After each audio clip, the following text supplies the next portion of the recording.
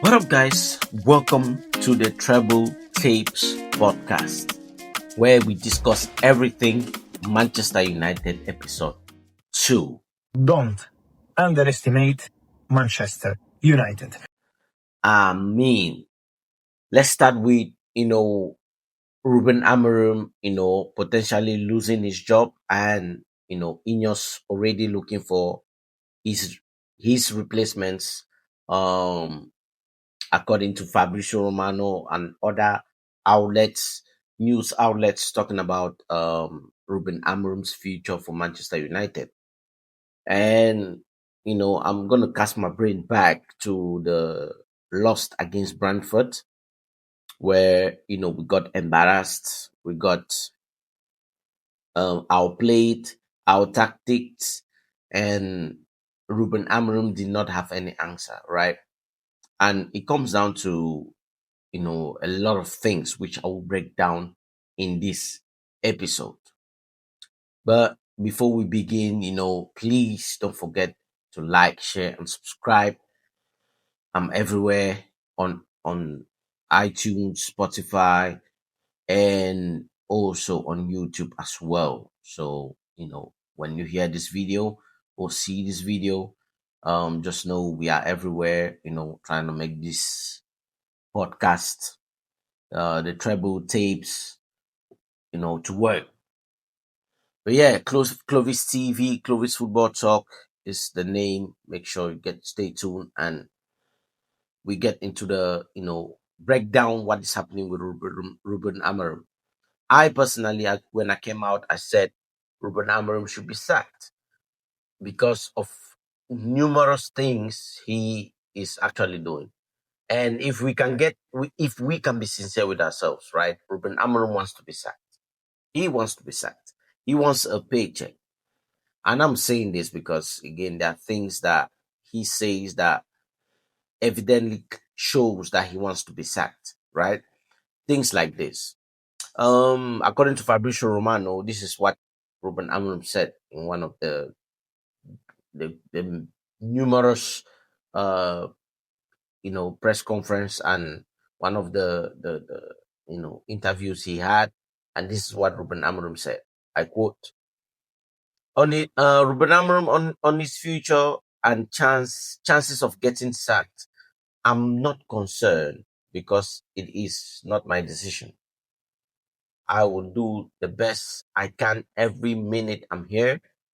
I am never concerned about losing my job. I'm not that kind of guy. That is what Ruben Amorim quoted, and that's what he said.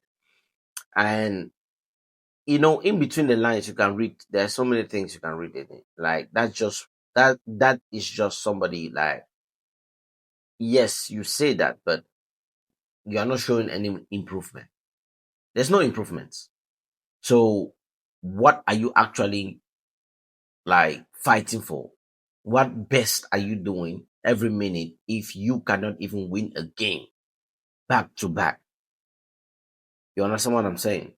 So, in all of the things that he has said, especially the one that stuck out to me, was the fact that he wasn't going to change or adapt to anything other than what he is trying to implement. That just shows me that he's not willing to learn. He's not willing to improve. He's not willing to. Everybody in life improves in life. Everybody in life learns about one or two things. And you have Ruben Amorim here constantly making excuses, constantly believing in what he's trying to do and it's not working and he's ready to die to the sword. I think personally, this is my thought. Ruben Amorim has given up. Ruben Amorim has given up. He is not looking like somebody who wants to um, grow with the club. He's not somebody who wants to adapt. Again, you're coming from a different league to England. You are supposed to, I don't care who you are.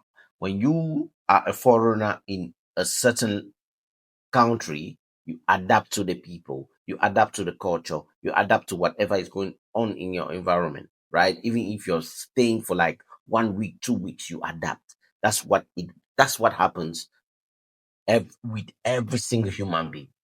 But Ruben Amorim is so stuck in his ways. That tells me that he does not care about the club, about what the culture of the club is about, what the prestige of the club is about. He doesn't care. Because if you care, the thing you would do is adapt. Listen to other people. Listen to the fans to an extent. Listen to yourself and say, you know what? If other people are complaining, not just complaining, that means they have a point, right? Until you adjust a little bit, not change everything you believe, but adjust a little bit and see if it will work.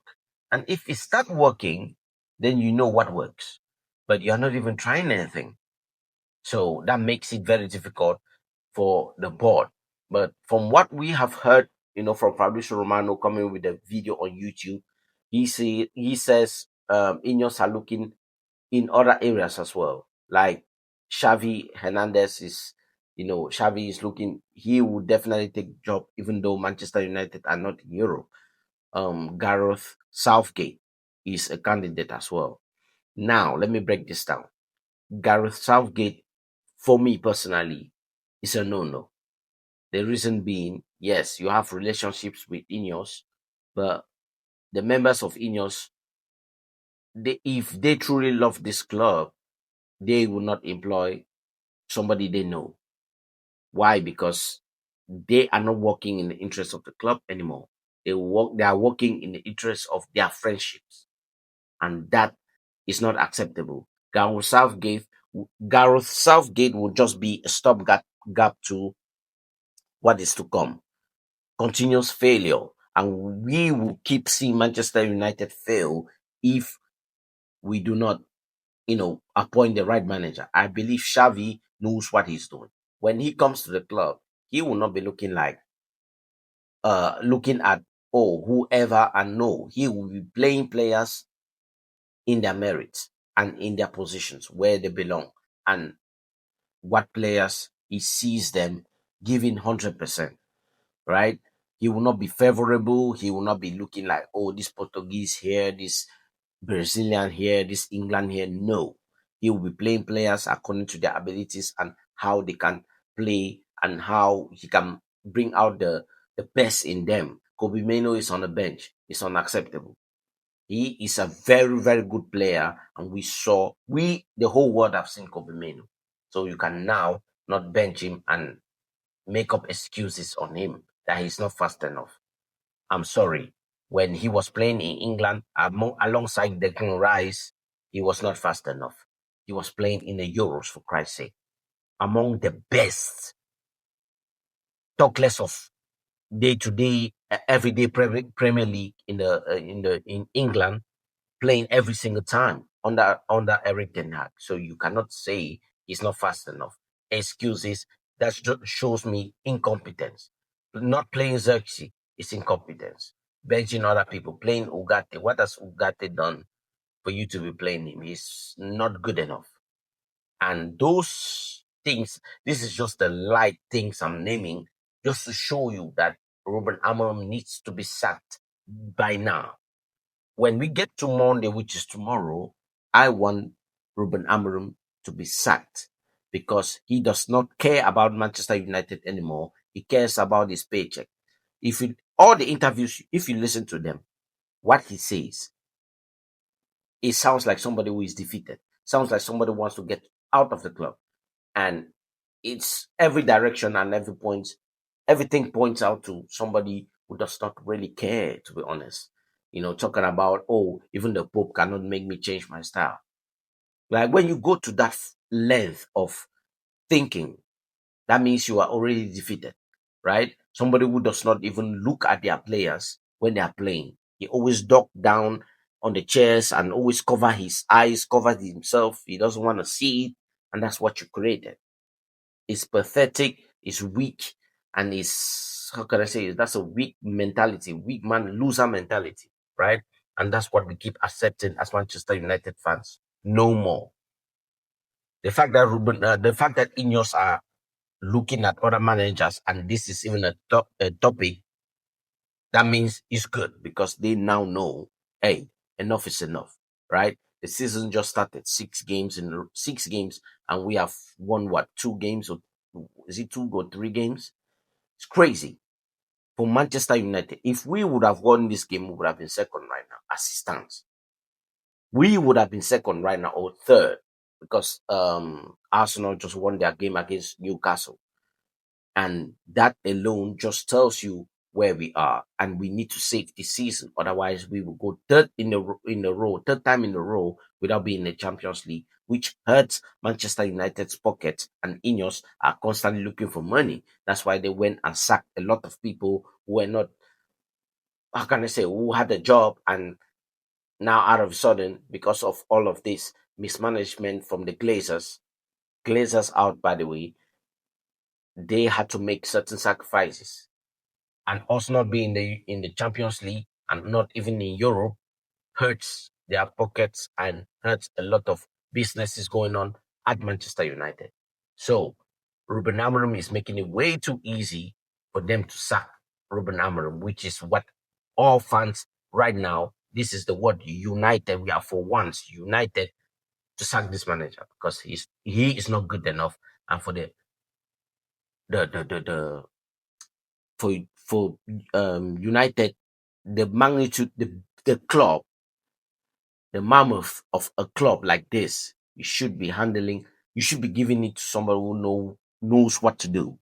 And Ruben Amorim is failing in all angles and does not know what to do. So again, these are just my thoughts, and I pray that, I just pray that we get somebody who knows what they are doing with this crop of players. Out of a sudden, Brad Mbumo is not good enough. Cunha is not good enough. Lenny Euro sitting on the bench coming out in the second half. Like, it's crazy the amount of things he's doing. You're starting Harry Maguire and Luke Shaw in 2025. Like, what is this? They should be coming from the bench, giving them 20 minutes, 5 minutes, 8 minutes. That is what they are there for, right?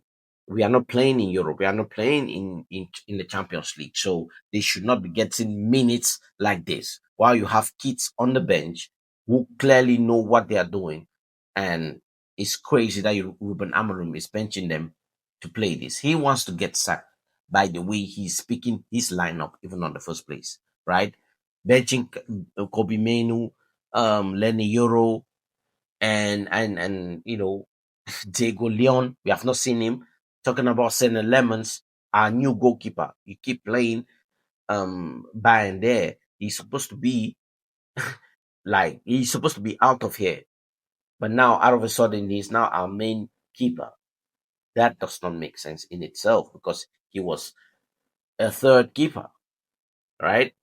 And now, even behind the hair, we bought a keeper of Onana. Onana came, okay, cool. He wasn't really doing what he needed to do, and he's on loan. Now, out of a sudden, you're playing. We bought a new keeper of Senna Lemons from Royal Antwerp, and you are now playing by and there every single game as a number one starter for what? I don't get it. Again, all of these things points to the fact that he wants to be sacked, because he's seriously making decisions that does not even make you question. Like, you can clearly see that he doesn't care, because if you cared, you think about what you're doing before doing what you're doing. Playing Amadiallo in the wrong position, playing Bruno Fernandes in a very wrong position, somebody who usually get goals. So these are all the things I'm saying. Ruben Amorim, for me, should be sacked.